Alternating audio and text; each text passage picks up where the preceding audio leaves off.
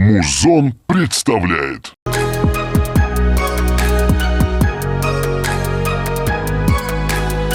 Ведущая Айгуль Мукатаева. Бәріне сәлем. Бірінші музыкалық арнада Psychology Zone жобасы және оның жүргізушісі мен Айгуль Мукатаева. Өздеріңізге белгілі мен психолог әрі психотерапевтің және менің сіздерге айтарым бар.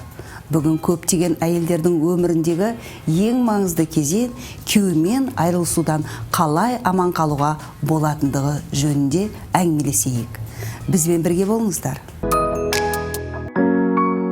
Ажырасу жақын адамнан айырылғаннан кейін бәріміз басымыздан өткеретін уайым мен қиындықтарға ұқсас. Айналып келгенде ажырасу да өмірдің соңы секілді. Махаббат, отбасы, қарым-қатынас пен жоспарлардың аяқталуына әкеледі.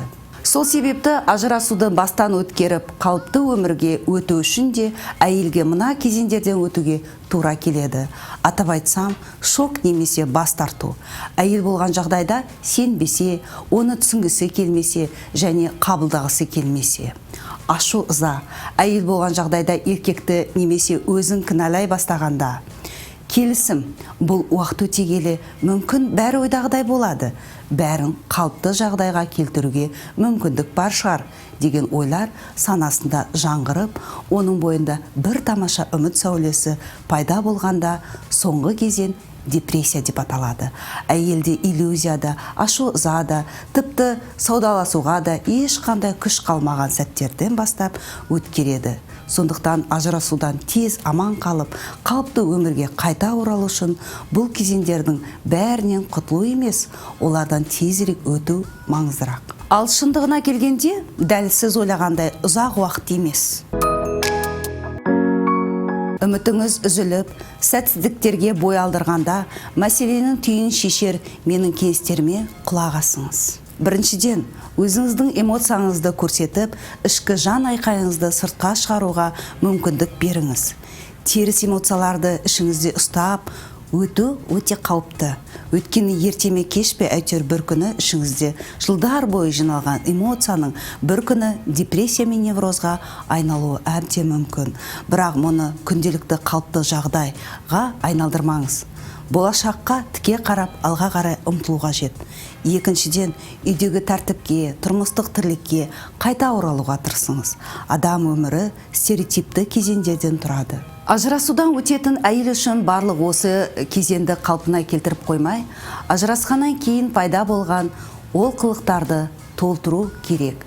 Мәселен, балалармен дүкенге барыңыз, әріптестеріңізбен немесе достарыңызбен киноға барыңыз, достарыңызды қонаққа шақырыңыз және тағы басқа. Үшіншіден, ажырасудың жағымды тұстарын іздеңіз. Мүмкін некеде сіз сүйікті хоббиіңізбен айналысуға, достарыңызбен кездесуге уақыт болмаған болар. Күйеуіңіз саяхаттауды, немесе сіз ұнататын театрға баруды ұнатпаған болар. Дәл осы секілді басқа да шектеулерге тап болған шығарсыз. Енді барлығы өз қолыңызда. Маған сеніңіз. Сіздің ешқандай тыйымсыз, шектеусіз және әлемнің әртүрлі түстерімен жарқырап, жаңа мүмкіндіктерге жол ашады.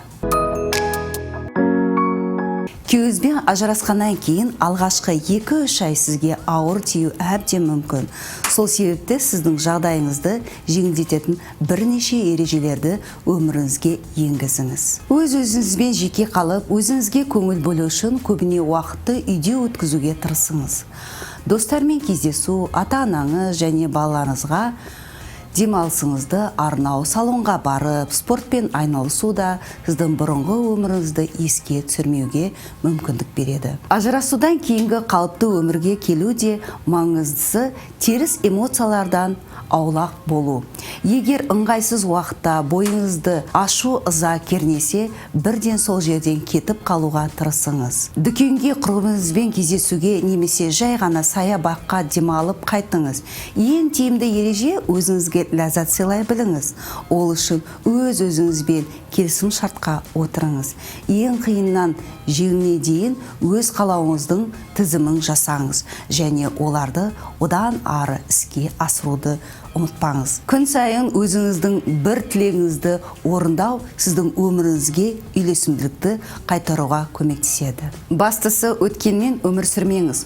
Олай еткен жағдайда бақытты болашаққа өзіңіз балта шабуыңыз мүмкін. Сіздермен бірге болған жүргізуші әрі психолог Айгүл Мұқатаева. Бірінші музыкалық арнада өмірдің өзінен алынған Psychology Zone жобасының тамашалаңыздар. Жақыңызды бағалап, өзіңізді жақсы көре біліңіздер. Келесі кездескенше аман саулықта болыңыздар.